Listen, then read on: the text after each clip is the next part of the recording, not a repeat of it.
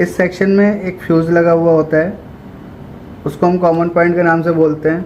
तो सबसे पहले अगर आपके पास कोई बोर्ड आता है तो आपने कूल टेस्टिंग में करना क्या है, जो हमारी 19 वोल्ट की लाइन है उसको आपने देखना है सॉर्टिंग के लिए कि 19 वोल्ट की जो लाइन है वो ओके या नहीं है।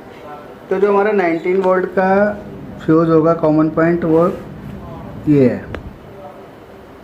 देखिए यहाँ पे ये सॉर्टिंग शो नहीं कर रहा है, सही GR दिखा रहा है, यानी कि जो हमारी 19 वोल्ट की लाइन है वो प्रॉपर सही है, यहाँ पे कोई सॉर्टिंग नहीं है। बाकी हम सप्लाई देके देखेंगे, फिर हमें आगे पता चलेगा कि सप्लाई कहाँ तक